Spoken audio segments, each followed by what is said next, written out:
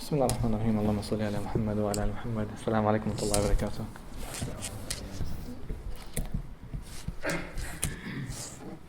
And so we alhamdulillah, we've covered quite a bit, I think, in previous classes about the journey of the Muslims into Andalus and the significance of it and the purpose behind it. And I think we went through, in the beginning, we thought about space and transitioning through space. In the discourse of spatial identities, we think of places of here, there, and elsewhere. And we looked in the beginning by looking at verses in the Quran and how this figures. Particularly we looked at Sulaiman alayhi salam and then his transitioning from a space of power to a place where he's confronted with weakness or nothingness. And then we looked at the beginning, we looked at the example of the Sahaba in Abyssinia and the challenges they faced and difficulties, but also the tests and some of the outcomes that were positive for them in the land of Abyssinia. And then we moved on to Al-Andalus. And so Al-Andalus is quite a big thing because Muslims spent a long time in Al-Andalus. We spoke about the arrival of the Muslims to Al-Andalus in the year 711, Tariq ibn Ziyad and Musa ibn Nusayr, and how it was that they entered into a place that they were not familiar with. They didn't have the same geographical, aesthetics as what they were used to in what you might call the Middle East or the Arab countries. And so when they first arrived in Andalus, there was discord and there was some degree of anarchy. There was civil war in 710 between the Visigothic kings, and the Visigoths were not themselves very pleased with their own situation because there was rivalry between the king Roderick and other powers, and so not all people accepted the rule. Second thing is that there was no unified single standing army in Al-Andalus when the Muslims arrived. They had these problems. There was geographical problems and there was geographical vulnerability because the southern coast was unprotected, undefended. This is why it made it easier for the Muslims to arrive into Al-Andalus in the first place. And then we spoke about the few different historical records the Muslims account for, like the 16th century ones about the daughter of Julian, the Count of Quetta, who was abused by King Roderick or his people, and this kind of gave some you might say stimulus for the Muslims of the Maghrib, Musa ibn Nusayr, to prepare an army, and which led to the invasion of Al-Andalus with Tariq ibn Ziyad. This is one account, and the other account is that it was simply the Caliph's prerogative to expand. Either way, maybe it was a combination of both, Allah knows best.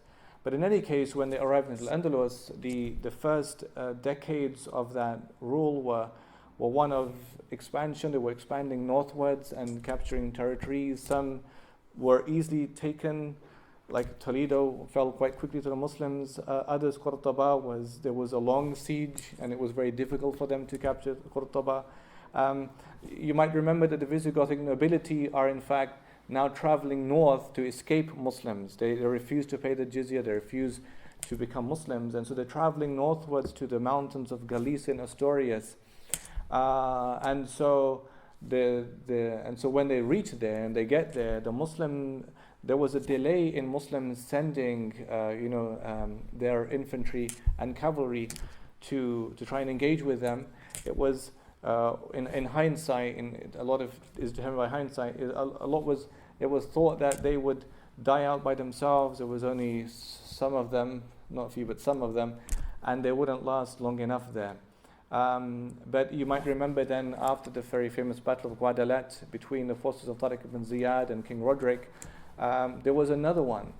There was another one in the mountains of Asturias, between the forces of As-Samh ibn Malik al-Khawlani, rahimahullah, and the forces of Peleo or King Don Pelego of Asturias. Now there's in fact a monument, a shrine for him in the mountains of Asturias. And so it was defeat of the Muslims. You might remember it was a tactical one because the Muslims they had a very strong cavalry, but the Christians had a very strong infantry. In very simple terms, it was difficult for them to go in the mountains because of the terrain, and the weather was bad. It was always raining, mountainous terrain, and they just couldn't do it. And so they were encircled, and then they were defeated, and he himself was martyred also. And so in these early battles, we had the year 710 was important, 721 was important, 732 was important. The three main dates. And so the campaigns of Asam al-Khulani was successful. You had, he set up base, if you remember, in Septimania. Septimania is southeast France, so they're going northwards in Narbonne, called Arbuna. And then in 732, they get to a place called Tours. And it was in Tours that they were defeated by a man called Charles Martel. We spoke about this in light of the Christchurch, New Zealand attack, because the gunman, he had Charles Martel on his gun. One of the names he had on his gun was Charles Martel. Charles Martel was Charles Martellus. Martellus is Charles the Hammer. He was known as king or prince of the Franks, and he had a reputation. And so this defeat, therefore, galvanized the support of the Christian church in support of like the Spanish enterprise, you could call it, to remain Christians, but in the cover of darkness in the mountains of Asturias and Galicia. Muslims, however, are still gaining a lot of strength by this time, because new Muslims are coming in from the Maghreb, and they're setting up base in these big cities of Seville, of Granada, Cordoba, Toledo, smaller ones, Asija, Arcos, Asija. And so they're gaining power and strength. And then, of course, if you remember, we went through the whole story of Abdurrahman I, Abdurrahman al-Dakhil, when he entered, and you had the Abbasid revolution of 750. He arrived by 755, and it was really quite a miraculous journey. I mean, it was a interesting journey in the fact that he evaded the henchmen of the Abbasids seeking to kill him. He was Berber, he had reddish kind of hair, but in any case, he arrived into Andalus, and they supported him because these people were Syrians. And so the Abbasid revolution was in Damascus, and they supported him out of loyalty, and that was the beginning then of what you might call the Khilafah, the Caliphate of the Ayyubid Khilafah of Qurtuba and Al-Andalus. That was also the beginning of construction, and the building of the Masjid Qurtuba began with Abdurrahman I. Abdurrahman II, he had to deal with the Christian martyrs. If you remember the story of Christian martyrs, these were Christians who felt so threatened by Muslim rule because you had the birth of the Muzarabs or Musta'arabin. And Musta'arabin, these were the people who were Christians, but they were so impressed by Islamic culture, Islamic art, Islamic dress, Islamic ethics, code of conduct, that adab, but this is just mannerisms, that they began to emulate the Muslims. They began to dress like them and eat like them and eat on the floor and speak in Arabic. And Arabic was key. So Alvaro was a Christian priest, very famous. And he has a very famous line, and he says, if you announce to the Christians and say, come and write a word of Latin, to show the elegance of the language, you wouldn't get anybody who could come and write a word of Latin. But if they're asked to write in the respectable language of Arabic, you'd get hordes coming and writing in the elegance. So therefore, there was a challenge to the church, because they felt as if they're losing their people, their congregation. And so the martyrdoms, Christian martyrdoms, were a way of asserting Christianity. In the text of this one surviving text, Eulogius, he was a priest in one of the monasteries of Qurtuba, and he wrote his text for two women. Maria was one of them, and Isabel was the other one, and it was a way of convincing them to become these Christian martyrs. And what it would mean is they would enter into a public space like Qurtuba city center and curse Islam or curse the Prophet ﷺ. And they wanted to die because of that. And this was a way of saying that they love for Jesus and these things. But then, of course, Abdurrahman the second, he instituted policies of restricting the dhimmi status of these Christians. Even though, however, shows the justice of Islam, he still allowed them to have their funerals to pass publicly through the Qurtuba streets. He allowed the church bells to still ring and toll on a Sunday, without stopping them. But when they felt the pressure of that restriction, they then stopped. There was a decline, and it then stopped. But the biggest point for us was the ruling of Abdul Rahman III, and this is what you call the convivencia. So remember now, Muslims are in political control. They have strength and they have power, and they have governorship, and their rulers and their judges and their scholars. And you have Qurtuba is a land of Darul Ulum, it's a land of studying and learning, and many ulama are passing through it. Imam Qurtubi, very famous one, Ibn Hazm al-Andalusi, Ibn Jubair al-Andalusi, Ibn Tufayl, and so many. And you have a birth of science and learning. The diplomat for Abdul Rahman III was a Jewish man called Hasdai ibn Shaprut, and his job was to bring in other diplomats from city centers like Rome and Constantinople and European countries to come and see the splendor of Muslim rule in Al-Andalus.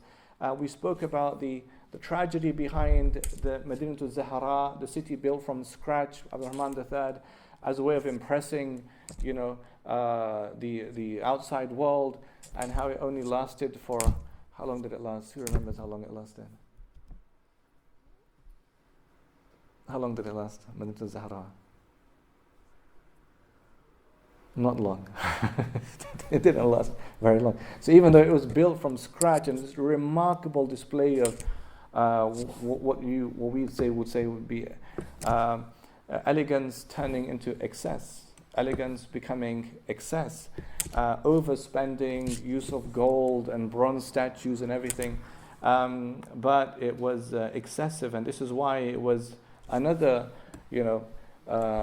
Muslim group who had tendencies of extremism, who came and destroyed the whole thing because they felt it was going to an excess, but in their destruction of everything, there was also an excess. And that also happened, and it happens in our day and age also like that. We seek refuge with Allah subhanahu wa ta'ala.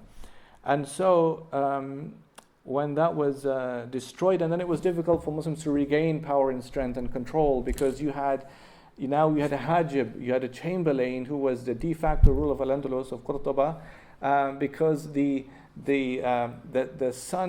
grandson of Abdul Rahman III was too young to rule.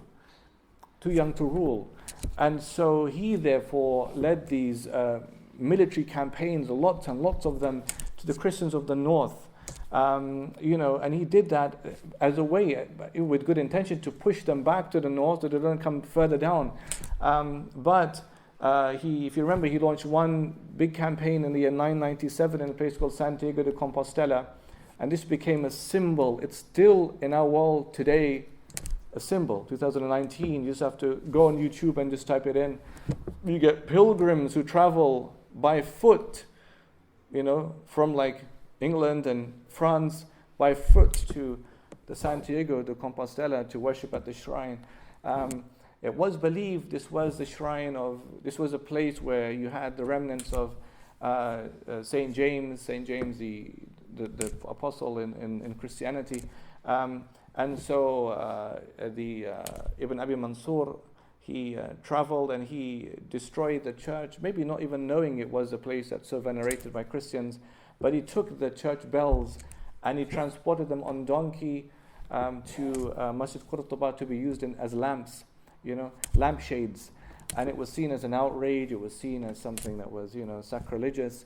And so that always then became a symbol. And if you remember, then in the Reconquista, the reconquest of Al-Andalus by the Christians, they came with the flags of the Santiago, singing the Tadum, and the Ave Maria.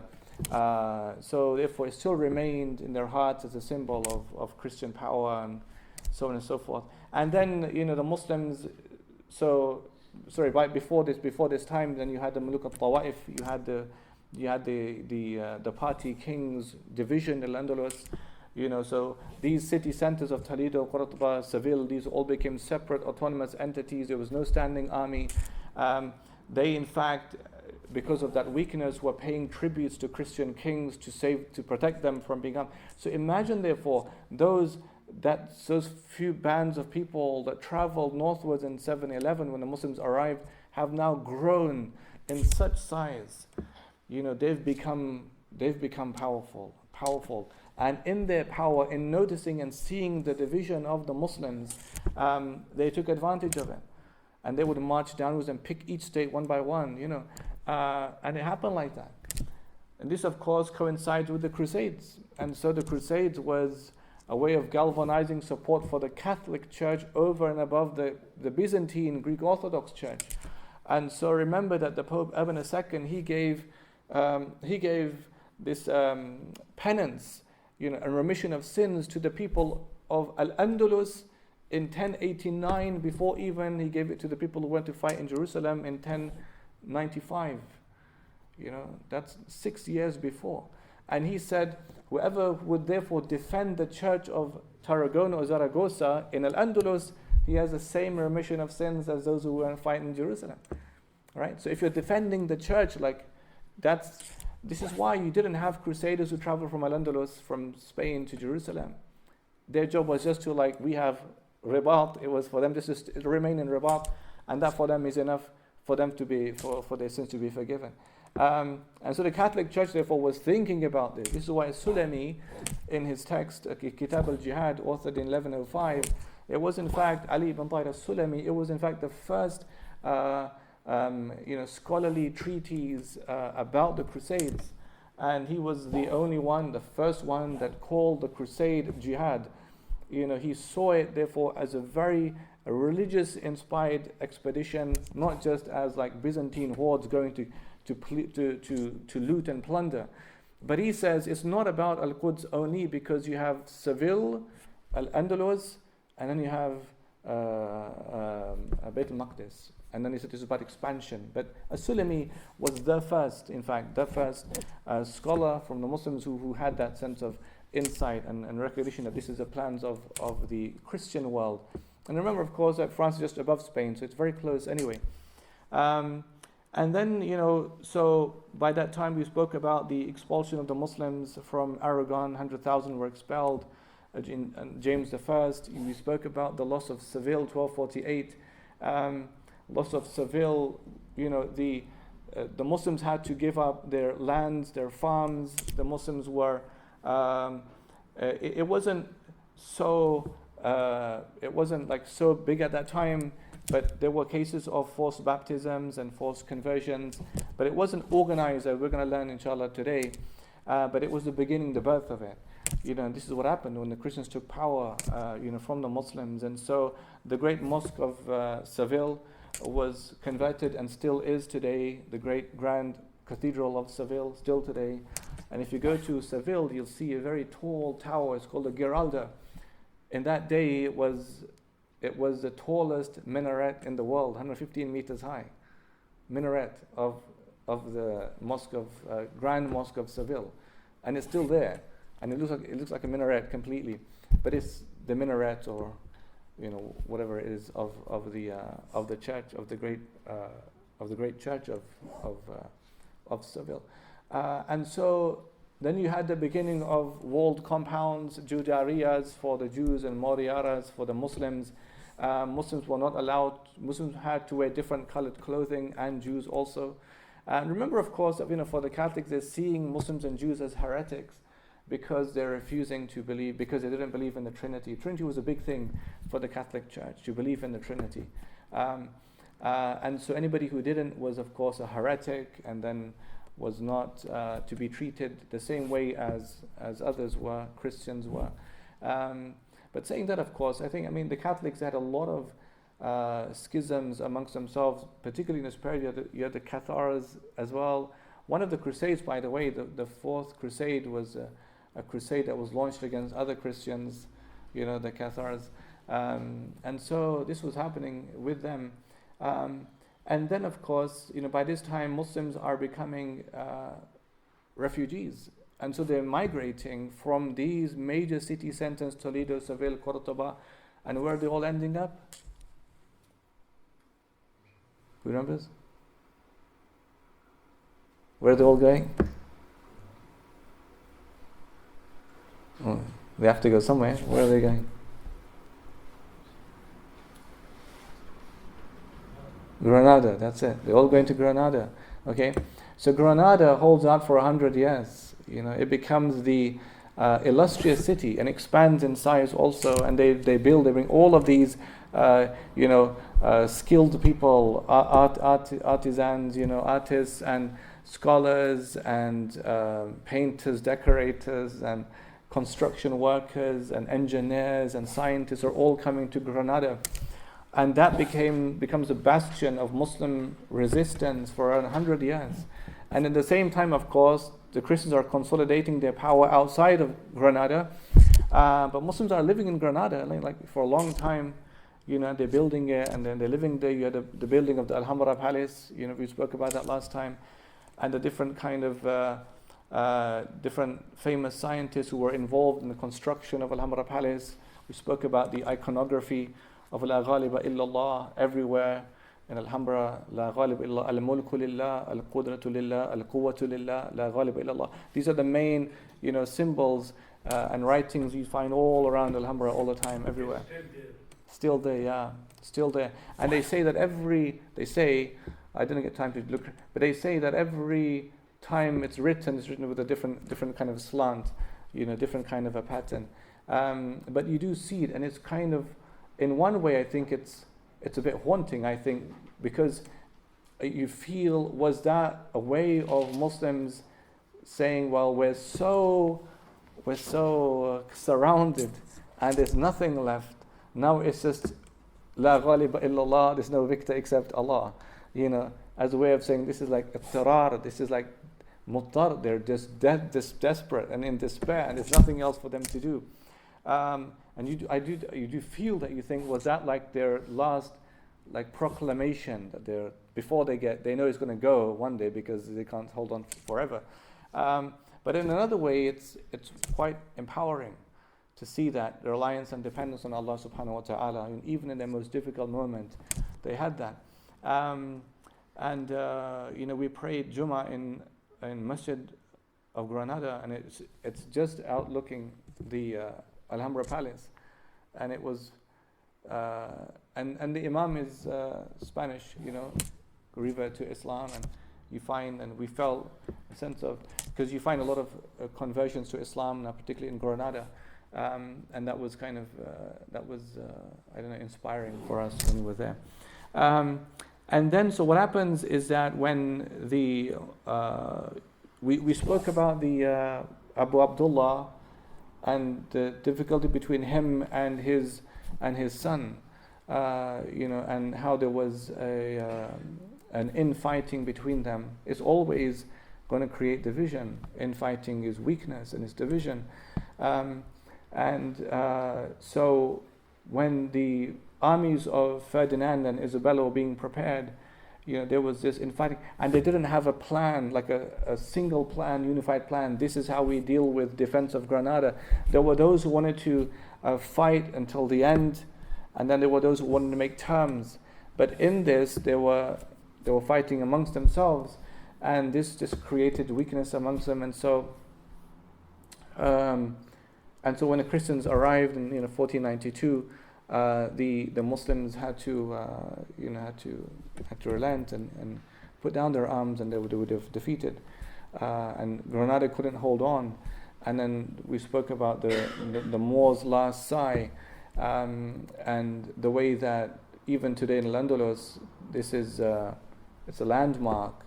And so on one of the roads, you find this road sign that says, in Spanish, it says the Moor's last sigh, and this is a place where they say Abu Abdullah with his mother Aisha looked back and saw the loss of everything, and then he wept, and his mother said to him, "Tabki ka nisa mulkan lam tudafi anka rijal." You cry like a woman for a land you couldn't defend like a man, And we spoke about the poem of Ar-Rundi, لكل شيء إذا ما تم نقصان فلا تغر بطيب العيش إنسان فهذه الدار لا تبقي على أحد ولا يدوم على هن لها شأن وأين ملوك ذوي التيجان من يمن وأين منهم أكلين وتيجان وأين ما حازوا قارون من ذهب وأين عاد وقحطان وثمود وأين دار العلوم وأين قرطبة دار العلوم وكم من عالم قد سما فيها لها شان أتى الكل أمر لا مرد له حتى قضوا فكأن القوم ما كانوا. He's asking, he says, where's all of this gone? All of this lost? What's happened to all of it? But then he's saying, but where are the powers then of the previous rulers? Of Ad and Thamud and Qarun? Where's the treasures of Qarun? And he says, upon all of them came a fear they couldn't return from, meaning death, maut, until حتى قضوا, they passed, and it was as if they didn't exist in the first place. And this is what we spoke about in Zahra, because now excavations began in the year 1910, right? And so it was, it's like a huge empty land, except 10% of it is excavated. That whole area was a city built from scratch. Nothing remains. Nothing. Except 10% of these jugs that they've unearthed and these small columns, and you see some gold and bronze. But it was supposed to be the most illustrious city in the world. It had wild zoo of lions and tigers and elephants there. I mean, it was so overdone. That was the danger, therefore, where that sense of elegance becomes excess. The danger of al-hamra, elegance, becoming into excess also. And infatuation with the dunya, infatuation with money and symbolism and power and status, and then also division. These were some of the causes of the loss of Andalus, and Allah knows best. Now the Muslims, of course, have lost power, and so the Christians have taken power. But what to do with the Muslims? Now this begins the period of the Inquisition. There was a man called Nicolas Emeric. He authored a text in this time called Directorum Inquisitorium. Directorum Inquisitorium is the guide to the Inquisition. So remember that they've all become the Christians now. Every city in Andalus has become a Christian city. But Muslims are still there. They're still there. But they don't know who's who. They don't know who is the Muslim. And the Jew, is he a Jew or is he a Catholic? Who's who, And so this text was therefore designed to interrogate, as a way of interrogate, to find out, are they really Christians? And the focus of the Directorum Inquisitorium was, number one, to check, are they in line with Christian beliefs? And number two, do they affirm the Trinity? The Trinity, again, was the main thing for the Christians. This gave rise to the first Grand Inquisitor in Al-Andalus, a man called Thomas de Torquemada. Thomas de Torquemada was very famous because he coined a term called Dios la quer. Dios la quer means God wills it. Anybody, if you study the First Crusade, you will know that the slogan for the Crusaders was Dus vult, Dus vult. Dus vult means God wills it in Latin. And now he has this term, Dios la quer, God wills it. And what that was there for in the Crusade, it was, even if you're going to butcher and torture and massacre Muslims, innocent people, babies, whatever, Dus vult, God wills it to be. If God wills it, then it's going to happen because God wills it. It's like when Macbeth says, come fate into the list and champion me to the utterance. This is before Macbeth, he decides to kill his friend Banquo. But it's about, if let fate take over. And so Dios la quer was the same thing, meaning whatever we do in punishment, torture, execution of the Muslims, God wills it to be, so let it happen therefore. Following him, however, you had a brief period of respite for the Muslims in November of that year, 1492, because you had the appointment of a new cardinal. His name was Hernando Talavera. And Hernando Talavera was somebody who was he had a sympathetic eye towards Islam and Muslims. He knew about Islam. He lived with Muslims before.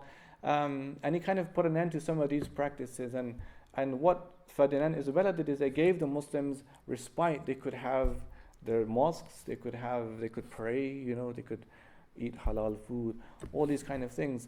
But it wasn't to last. And so he died, and then the new one that was appointed was de Mendoza. And de Mendoza, his policy was, this is all in Inquisition, his policy was that you had to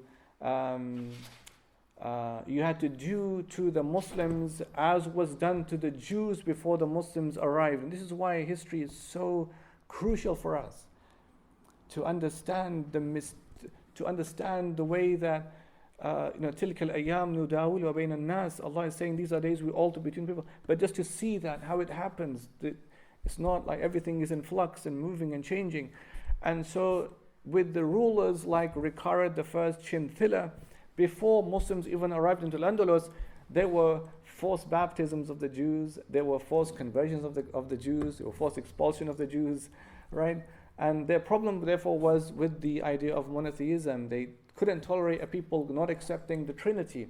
Now this guy, Mendoza, says it should be that you do this to the Muslims the same thing that was done to the Jews before the Muslims even arrived. And then, the next one, this is Narrows, was even worse than that. He said, no, it should be that you burn everything. You burn Qur'ans and you burn Hadith and you destroy mosques and you have no semblance of anything Arabic, anything Islam anywhere. In 1502, there was a grand fire, the fire of Granada, where all Qur'ans that they had access to were burnt in a big fire in the city center of Qurtuba. In Granada, 1502, the Grand Fire of Granada. And remember, of course, Muslims had how many libraries in Qurtuba? Who remembers? In one city, 300 libraries.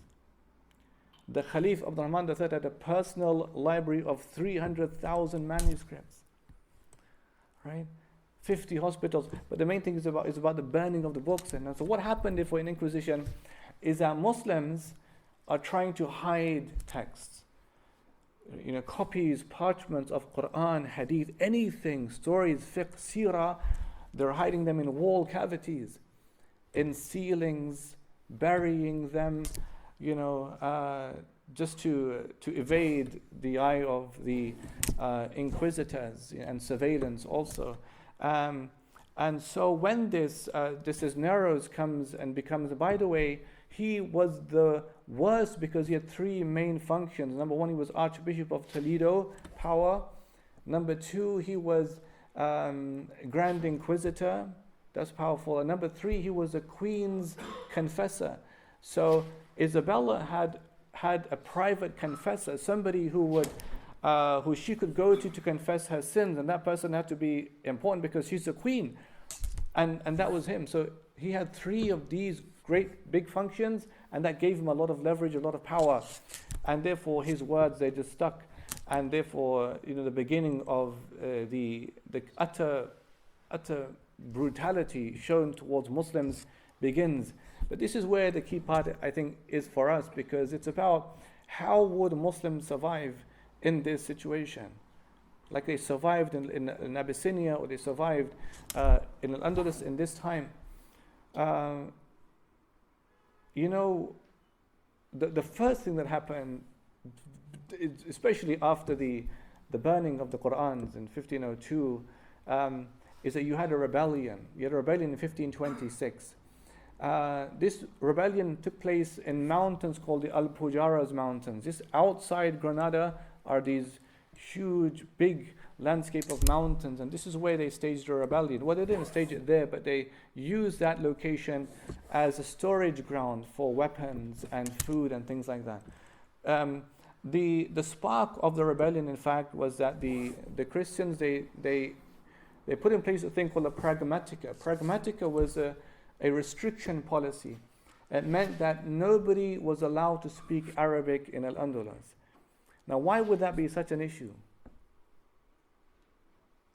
They also adopted it. Yeah, exactly. They all spoke Arabic because these were the Mozarabs, and these were the sons and the sons and the sons of the Mozarabs. So they all spoke Arabic. And to say, therefore, no, Latin is the official language and no Arabic, it meant that we only know Arabic and we hardly know Latin. And so what they did is that they appealed this, and they paid a big sum, 80,000 ducados, to have this suspended for 40 years. And it was accepted. It's a lot of money, 80,000 ducados. And it was suspended, and therefore it was okay. But in 1565, however, this is 1 year before it came to 1566 would be the 40 years. 1565, they instituted a new thing, which is that every citizen has to learn the Ave Maria in Latin. Ave Maria is a song of the Catholics. It is a prayer to to marry, to marry, and it's a prayer. This is what they call, وَنَعُوذُ بِاللَّهِ مِنْ ذَلِكَ. This they call Mary Theotokos, Mother of God, and it's a prayer, to her. And then of course that for the Muslims represented a kind of a red line. Now we can't. Now we have to. And this is the beginning then of the rebellion. And so therefore the first step was to make preparation. They held secret meetings, in the mountains of Al-Fujaras. They stockpiled weapons and oil and food in the mountains. And then they appointed someone, a leader called Humayo, Fernando de Valla. They dressed him in purple, which was a traditional robe of the Qurtuban, imams, and they began like these sporadic attacks. It didn't do anything, but sporadic attacks like killing priests and here and there, or burning churches, but it just didn't have any effect. But it was a way for them just to say that we're going to do something, and then the other big step for them was to get more of these Muslims to support them. And there was support because the numbers grew. We know that from records that from January 1969 to the next year, 1970, they went from 2,000 to about 20,000. People who wanted to do something, to resist. And so but still by that time, Spain's naval force was very strong. You had, some reinforcement from the Uthmani Khilafah would send reinforcement, but it was too late. One of the leaders of his name was Don John of Astoria. He had this policy of una guerra a fuego y sangre, which means a war of fire and blood. So for them it was a complete, let's just kill everybody. Una guerra a fuego. And so what they would make fires at the doors of these cave entrances in the mountains of Pujaras, and they would just smoke them, so they would just have to come out because of smoke inhalation, and that's where they were killed. Humayya was captured, he was hanged, executed, and it was really the end of the rebellions. But then what begins is, I think, the most interesting part and the biggest part for us, which is the survival of the Moriscos. Morisco means small Moor, right? The Moriscos were the ones that the Spanish thought had become Christians. Nominally, they had said we'd become Christians, but they were secret Muslims. And this really, I think, is the most remarkable period of the whole thing, because it shows how Muslims sought to survive in the most precarious and difficult situation as Muslims, but hidden. In 1504, the Mufti of Iran, Mufti Ahmad bin Bujuma, gave a fatwa for the Muslims of Andalus, saying that your time has now come. We're holding on to faith. It's like holding on to hot coal, as per the hadith. And therefore, there was a development of a new fiqh for them.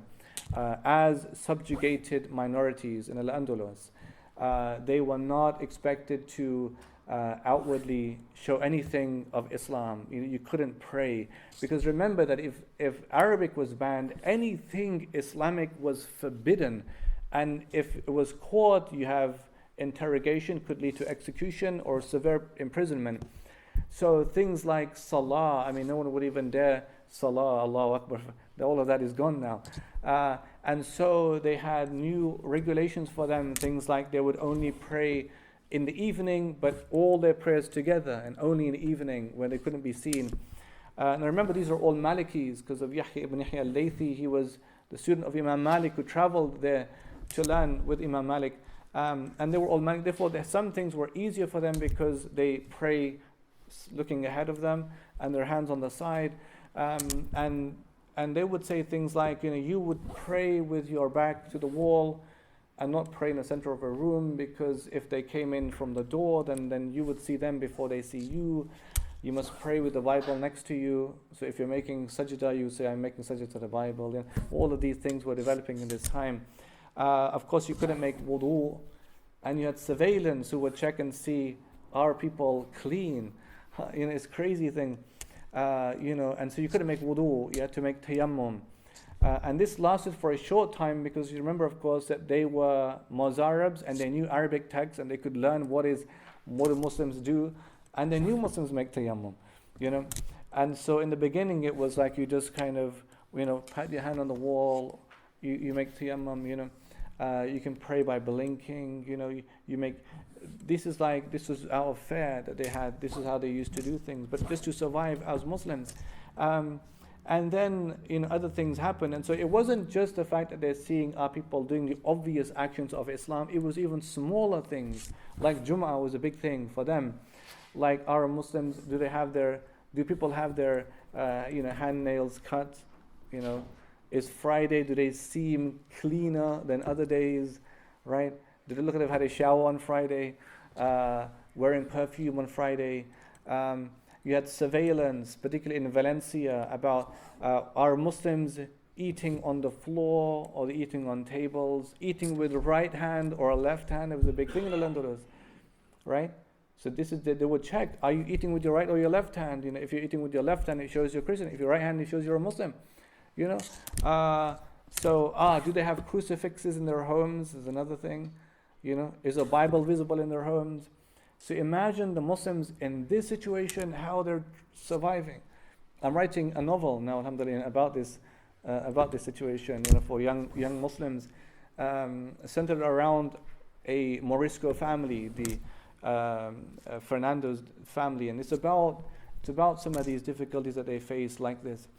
And so when these things are happening, one of the first things is that you had some resistance. You had people who refused to be subjugated like this. Like very famous cases of Maria de Manja, Isabel de Madrid. These were two Quran teachers. And they just refused, and they made a public thing saying that I am a Muslim and I will die as a Muslim. And then they were executed for that. You had secrecy, and so there was a requirement for the Muslims, for these Moriscos who they suspected to have two baptisms. One was a baptism when they convert to Christianity, and the other was a death baptism. It wasn't new and began in the 4th century, with even the first, with Constantine, but it was a way to prove these were definitely Christians to be buried in a Christian cemetery. And so what they would do, they would say it's maut fuj'an. It's just a sudden, he's had like a sudden death. So there wasn't enough time to call the priest to baptize them. So we just say he just died a sudden death. This was a way for them to try and hide their faith. Or they would say things like, or if a child is born, how do they get around baptism? They sprinkle a thing called a chrism. Chrism is like bread pieces on the child. And they would take the child to be baptized and then take them back home and wash it off with oil and warm water, and then recite the adhan in the child for the child, and give the child a naming ceremony. And it was just a way that in the cover of darkness to reinforce a sense of Islam in their environment. Even though by this time they didn't have access to Qur'ans or books or hadith, but it's what they learned, from their forefathers, that this is how we're supposed to do things. And it just reminds me of the hadith, and the Prophet says that there will come a time people would say, Allah, Allah, this will be enough for them, to save them. And I think, do we have to break now? Bismillah ar-Rahman ar-Rahim, Allahumma salli ala Muhammad wa ala ali Muhammad. Okay, so we were speaking about the life of the Moriscos and the hidden lives, parallel lives, as Muslims, even though outwardly they had to wear the garments of Christianity. And this was for the sake of surviving as Muslims and not facing persecution or facing death because of that. Now you might ask the question, well, what about being expelled? Right, so they could have, of course, been expelled and went to the Maghrib instead. At least they would be as Muslims. The reason why this was difficult is because the risk of death was very high en route, on journey from Andalus to the Maghrib, and it was especially high for women. It was very, very risky for women to take that journey. To say, for example, I refuse whatever, and then they might be, if they're not going to be killed, then they could be expelled. But the risk of death was very high en route to face abuse. Sometimes, in fact, there are cases of women leaving their children behind and then going to try and see if they can escape, because of the fear of their children being killed also on the journey. And so therefore, as we discussed, there were these certain policies that Muslims were now implementing as per their faith to try and survive and not face the sword of the Christians, and like hiding their prayers and praying in secret, and another one was, as part of the interrogations, was to check if a Christian invited a suspected Morisco, to food during Ramadan, would they decline the invitation or accept? This is another. So there's so many of these that the Christians were using as part of the Inquisition to check, are these people truly Christians? I mean, have they undergone after baptism an acceptance of the faith, in particular Trinity, or are they hiding as Muslims? Now, one of the ways that Muslims survived is that they devised their own language. The Moriscos had a separate language called Al-Jamiyado. Historians today, they say that Al-Jamiyado is from Al-Jama'ah, actually. Al-Jama'ah meaning the sense of unity amongst the Muslims. And so imagine, therefore, in the midst of all of this chaos, and you have these Moriscos, who are these Muslims, who are secretly Muslims, they still held on to the idea that we have to be kind of organized and unified. And so the language was a kind of a representation of that. Al-Jamiyado is a language made up of Catalan, Castilian, Castilian, and I think Latin. It's a combination of languages using an Arabic script. So it was very difficult for the language to be decoded, and Muslims, they could send messages to one another, they could write things about Islam, Quran, but in this new language called Al-Jamiyado, there's so many manuscripts they've unearthed, historians who look at Al-Andalus, written in the Al-Jamiyado script. The other thing the Muslims did in this time was, how could you teach the masses? It's a very famous case of a man who was a faqih, Damien d'Oblay, 1587. This is in Valencia. So imagine, just think in your mind, this is how the Muslims have to try and survive. The man is a faqih, it means he's a scholar, he's learned Islam. And so what he does is he has to kind of disseminate the Islamic message to people, the Morisco congregation. And so he hosts an event in his home, and he instructs the women to wear the most flowery clothes, full makeup, everything. And the men should come, wearing smart clothes, suits, and come to us. It had to look like a wedding. And this man, Damien d'Oblay, was in fact caught because he was suspected. And when they found him in his home giving khutbah, he's holding a lute in his hand, musical instrument, just to give the impression that this is just all a wedding. This is why you have the women in the flag and you have the men like this, and I'm singing with the lute and playing. But he's in fact giving the khutbah to the people. There was nothing else they could have done. And it just shows in the extremity of the situations what they were forced to undergo. There even came a point where we're speaking about tayammum. They knew that. They knew about tayammum. They knew Muslims make tayammum. One of the Maliki fuqaha said, what you do is that you look at the wall, look at your hands, then rub your hands. And that's your tayammum. Look at the wall, look at your hands, rub your hands. Right? So it came to the point where the policy of persecution was so intense in Al-Andalus that this is what it led to, complete repression of anything, not only Islamic, anything Arabic, Quran related, Allah, Muhammad, all of this was forbidden, and they had to survive in these very difficult situations. Now, one of the most in the manuscripts that they've unearthed, and by the way, they're still finding manuscripts. There were some discoveries just some years ago. They found a poem in praise of Prophet ﷺ hidden in a wall cavity in one of the homes in Andalus. I can't remember the exact city, but this was an old poem that was hidden away because of fear. One of the, I think it's the biggest discovery of text they've unearthed from in the Al-Jamiyah language is this very famous story. And I'll tell you, the story is called the story of Carciona, the handless maiden. Carciona, the handless maiden. So what is the story of Carciona, the handless maiden?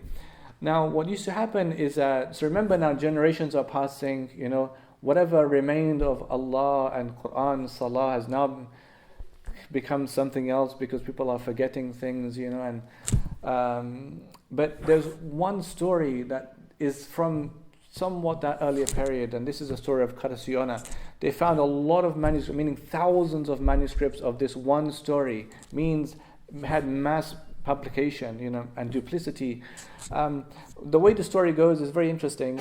It says that there was, this of course is fictitious, but it was a way of parents teaching their children, in the cover of darkness and repression, something about Islam without making very obvious associations to Islam. Although I think the story still has some of them. It says that there was a young girl, and the young girl, she was one day in her bedroom, and a bird, flew in her room. And the dove told this young girl about Allah and about Islam. And so this young girl was so impressed by what the dove is saying to her, she embraces Islam. When she embraces Islam, her father, who was a hardliner Christian, he cut off her hand as punishment. So why she's known as Carciona, the handless maiden. So what she does is she runs away, and she runs away into the woods. And when she enters the woods, she tries to survive in the woods, but the animals take care of her. It's a bit like the Jungle Book, maybe they took the idea from animals look after her. And she can communicate with the animals, and they kind of raise her, One day, the Prince of Antioch is visiting the area, and he comes across her, and he falls in love with her when he sees her. And so he goes into the woods, and he takes her out of the woods. Well, when he goes and takes the girl back to his palace, the prince's entourage, his palaces, his other people in his court, they feel jealous of him, and so they drive this girl out back into the woods. And when she goes back inside the woods, the prince, he now leaves his palace and goes into the woods, and he marries her. And in marrying her, her hand regrows. Okay. Now, if you think about it, this is like the story. Okay, so you can clearly see this is a fable and fictitious thing, but there are symbolisms and connotations. Perhaps you can try and understand what they were trying to do. The idea of a regrowth, of a rejuvenation, of something coming back, that's something the idea is Quranic. I mean, that's something in the Quran. When Allah says to the mother of Musa alayhi salam, وَلَا تَخَافِي وَلَا تَحْزَنِي إِنَّا رَادُوهُ إِلَيْكِ وَجَعِلُوا مِنَ الْمُرْسَلِينَ.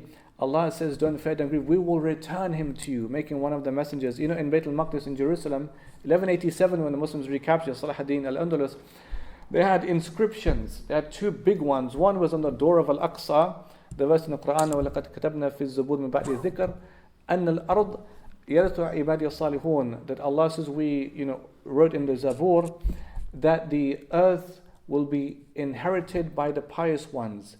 And this was on the door of Al-Aqsa. May Allah free Al-Aqsa from the occupation that it has, and Bayt al-Maqdis. But and this was a way of for the Muslims to remember that this is a land that we now have, and we have a duty to protect it with the essence of piety, and Allah will safeguard it for us. The other big inscription was in the inner dome of Qubat al-Sakhra, Dome of the Rock, has an inner inscriptions, inner dome. And these were the first 21 ayat of Surah Taha, right? So why would the ulama What were they trying to teach in the first 21 ayats? Why did they choose those ayat? And it's very interesting. And so now in the first 21 ayats of Taha, Allah is speaking about Musa alayhi salam. وَمَا تِلْكَ بِيَمِينِكَ يَا Musa, what is in your right hand? Musa قال هي عصاي أتوكل عليها وأشهد على غنمي ولي فيها مآرب أخرى. And he's saying, oh Allah, it's a stick I have and I use the stick. And Allah says, ألقها يا Musa, throw the stick of Musa. فألقاها, and he throws the stick. فإذا هي حية تسعى, and so the stick becomes a serpent. And so Musa alayhi salam becomes scared and he runs. Now the 21st verse is لا تخف سنعيدها سيرتها الأولى. Right? Allah is saying, don't be scared, we're going to return the stick to its original state. And they ended on this 21 verse, the first 21 verse, And so it was a way of the ulama, this is it was a way for teaching that we lost Beit al-Maqdis, Jerusalem, for 88 years under Crusader occupation, but Allah returned it how it was in the first place, And so I feel, therefore, in the story of Qarsiona, the same element of rejuvenation was there, the fact that Allah can restore your hand, just like your hand got restored. And Allah knows best, really. But these are some of the things that the Muslims had to face, in that difficult time in Andalus, and for sure it was very difficult for them, holding on to their faith, like the Prophet says, like hot coal. This is what the Mufti of Iran said in 1504, that this is now your time has come for this, so therefore there is a need for you to do different things in a different way, just so that your faith could survive, And so, and then of course, over time, Christianity became further entrenched into Al-Andalus. All other faiths were banned, by the way, until recently, 60 years ago, I think, where they accepted the other faiths to exist in Spain. In Al-Andalus, you couldn't have mosques. Now I think you have 11 or 12 purpose-built mosques in Al-Andalus. After you had how many in Cordoba? 600 mosques were in Cordoba city once upon a time. But Alhamdulillah, one of the beautiful things is that people embrace Islam a lot in Al-Andalus. And some of them, they can connect because of in fact, we had the story of one of the recent converts of Islam into Islam. Not recent, but his family became Muslim and he became Muslim. And he was telling us his story about how he learned about his forefathers and how they used to be Muslims, and used to speak Arabic, and used to know things about Quran, and so this is an interesting story of Al-Andalus, about the Muslims of that land. Now I know I've only got a few minutes. I want to say something very quickly. Can I say something very quickly, Shaykh? Yeah. Okay. Now this is about Rwanda, and I know we don't have much time, but today is April the 6th, isn't it? The 6th today. Yeah. So on April the 6th, exactly 25 years ago, 1994, on today, an aeroplane carrying the late presidents of Rwanda and Burundi was shot down. Okay. In the months preceding this, there was tension brewing in Rwanda. Rwanda is a land of Catholic Christians. You have two main tribes, the Hutus and Tutsis, and then you have the small one called the Twa. Muslims in that land are only 2 to 3% of that country, so there's no sizable population of Muslims. But Muslims, however, do comprise of both the Hutus and the Tutsis, both. Yeah. The plane was shot down in April of that year, 1994, just 10 days after Ramadan had come to an end. Okay, for the Muslims. Now, the Hutus and Tutsis are two African tribes. Hutus are darker skinned, okay, and the Tutsis are lighter skinned. Hutus are kind of a bit chubbier, the Tutsis are thinner. Hutus have broader noses, Tutsis have more pointed noses. The Rwanda was a Belgian colony, and so the Belgian colonizers, as they have done forever, in Congo, in Rwanda, in other places, they pit one against the other, and they pitted the lighter skinned Tutsis against the darker skinned Hutus. Gave them better jobs, better living spaces, better schools, better education, better things, and therefore they were what they used to be cattle ranchers. They became an aristocracy. From cattle ranchers, it became an aristocracy in Rwanda. And so when the plane was shot down today, 25 years ago exactly, it flipped the country on its head. And so the Hutus felt this was the time now for revenge against the Tutsis. And so they went on a most horrendous, barbaric, savage killing spree you could ever imagine. In 90 days, from April to June, in 1994, more than 800,000 people were hacked to death. It wasn't like summary executions, like in the beginning you had in the Holocaust, before you had the gas chambers, bam, bam, bam. No, it was hacking to death with machetes, right? That means you're close up, and it wasn't like you're killing a distant enemy, and after years of propaganda, for sure propaganda was there against the Tutsis, but it was husbands killing wives. It was clergy killing congregation. It was teacher killing students, students killing teachers. It was an all-out chaotic situation. Now the Muslims, remember, are only 2 to 3% of that country. How do you cope? What do you do when you're a minority and this whole country is engulfed in this completely sadistic, savage killing spree? Killing in the fields. Women used to feed their husbands meat dishes for breakfast in the morning so they would have enough energy for the day for hacking people to death. And this went on every day. You had Interhamwe were these armed militia youth, and they used to go around with guns, and they had this thing about do or die, which means kill or get killed. On TV, on radio broadcasts about just kill the Tutsis. This was for them, it was revenge after all these decades of becoming the aristocracy and being on the side of the Belgians. Right now there's no president in Burundi or Rwanda. Just use the opportunity, and they took advantage of it, and they killed more than 100,000 people. But there was a mufti. There is a mufti still in Rwanda called Mufti Salih Habimana. And Mufti Salih Habimana gave an instruction to the Muslims. Now, what is your role? If you find yourself in a situation, what do you do? Every genocide produces 4 groups of people. You have perpetrators, victims, bystanders, and rescuers. Perpetrators and victims is just there, but the bystanders are usually the bulk of people who would just refuse to do anything, and they'll just see the killing taking place. But the rescuers are always a minority. They are the one who act out of empathy and mercy. And so he says, now is our time. Now is our time. People, the Hutus and Tutsis were both scared. Catholics were scared to go to a mosque because of propaganda against Islam. They believed that a mosque is a place of the demon, the devil, ghosts, live in a mosque. So therefore, people were scared of going inside a masjid because of all this propaganda against Islam, and also because they were a minority. They were seen as being like strangers, and they kind of keep to themselves. But Mufti Salih Bimana says, now when the Hutus are on the run, the churches barricaded the monasteries. They barricaded them. Many nuns were convicted in war crimes when the genocide came to an end because they didn't refuse to help. But Mufti Salih Habimana said, open the doors of all the mosques. Open the doors. He said that the women must give the Tutsis on the run hijabs to wear. Men must give them the prayer beads, tasbih. So they must look like Muslims.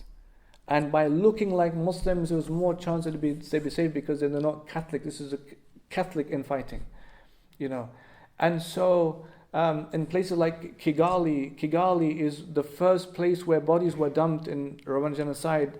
They would kill the Tutsis and then dump their bodies in the river.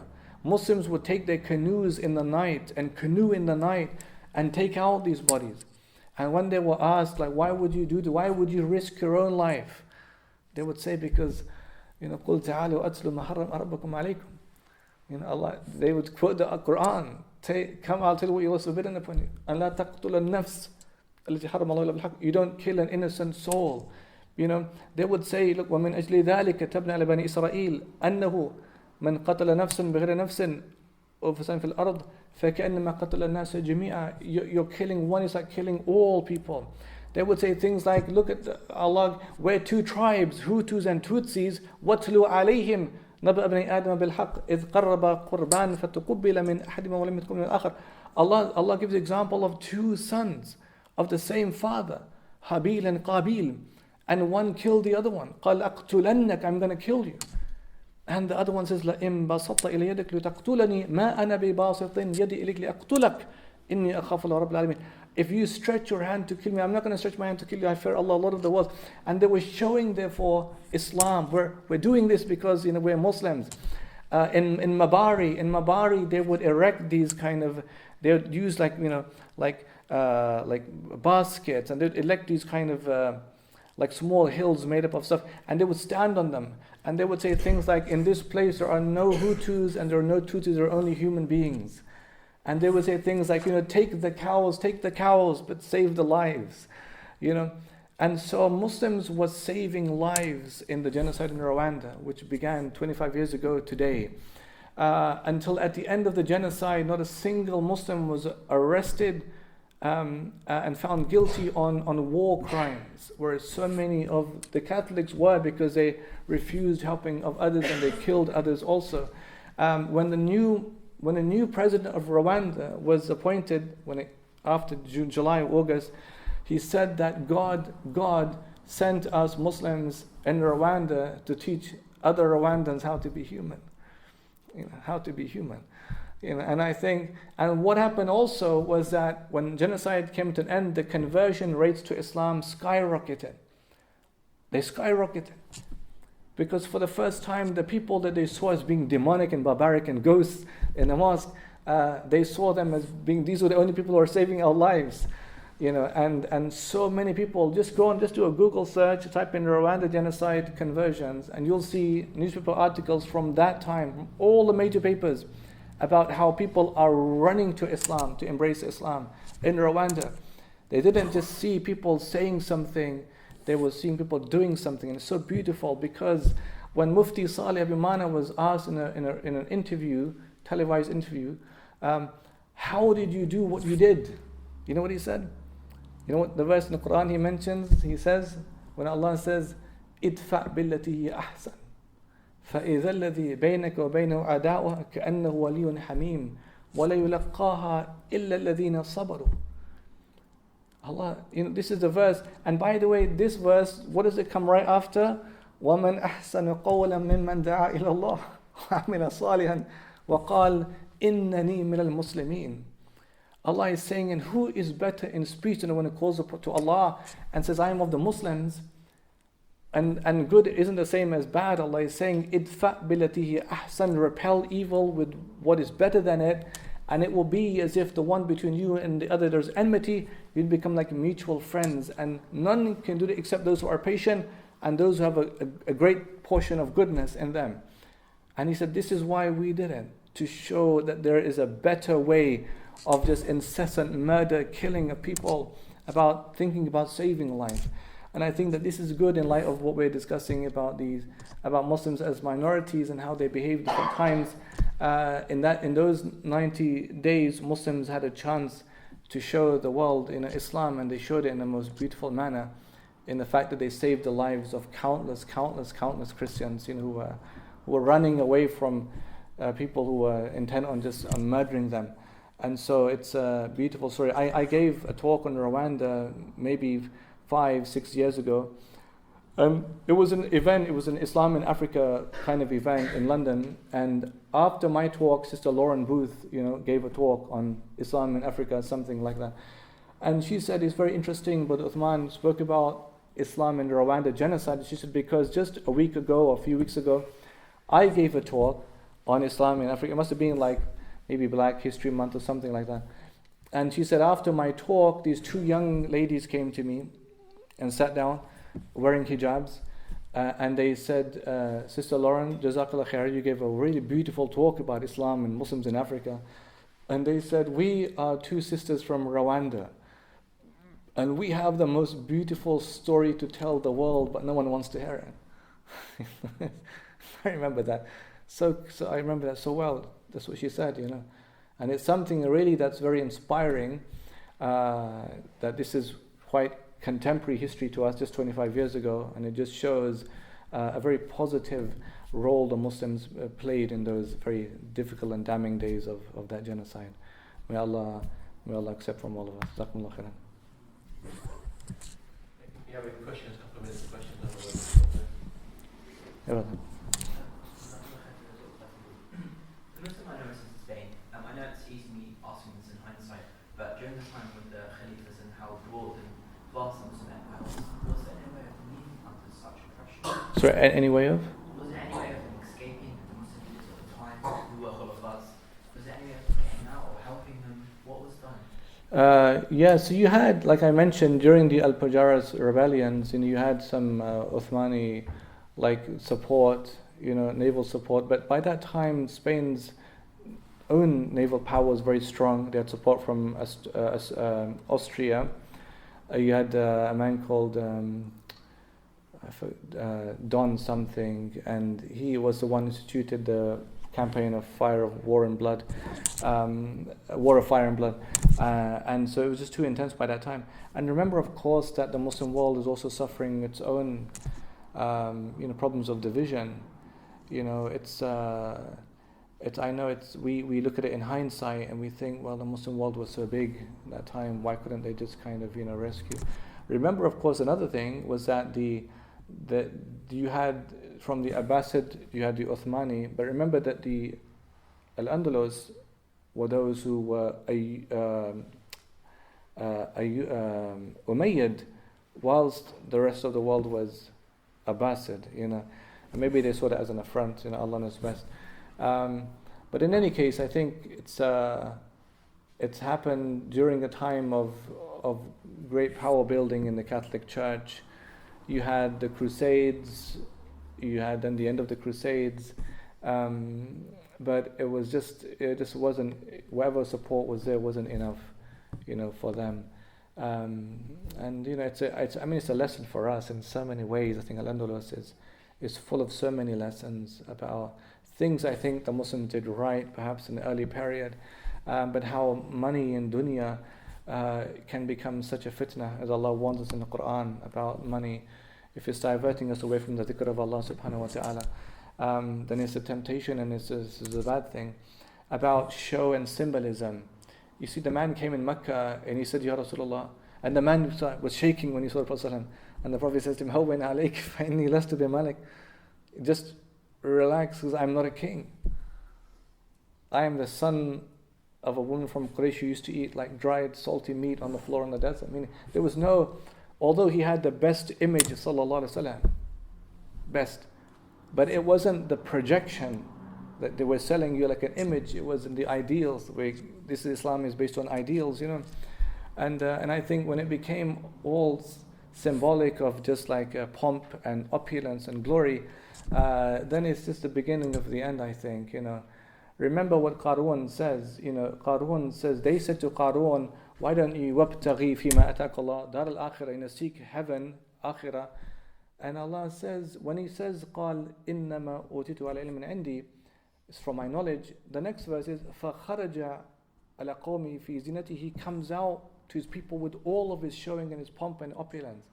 That's going to be destructive, because Allah is warning us already in the Quran. You don't want to be like that, And then it's interesting that Allah says, doesn't He know that Allah destroyed people before Him? فَخَسَفْنَا بِي وَبِدَارِ الْأَرْضِ. And Allah says, we caused the earth to sink him and his estates in the earth. Like we were describing with Zahra. Everything was sunk in the earth. And honestly, you can't see any, you'll just see stretch of land, but underneath the land is an entire city. Only 10% is excavated, So this is not to take away from the great good that they did, because it became, madrasa building was very high in Al-Andalus. Al-Hakam II, he built so many madrasas for the blind and the handicapped children. There was learning of Arabic, Quran studies. There was so much happening also. But this was, I think, in particular times, like Abdul Rahman III's time, and it wasn't always like that. I think division is, tafarruq is just adab, like the Prophet said, it's just divisive and you're going to become weak. Allah says, وَلَا تَنَازَعُوا فَتَفْشَلُوا وَتَذْهَبَ رِيحُكُمْ. Don't even differ and dispute, because your courage is going to depart from you. And they came to the point of spilling blood of each other, killing each other. And then the Christians, of course, they just took advantage of this, and then they defeated them. So we learn many lessons from Al-Andalus.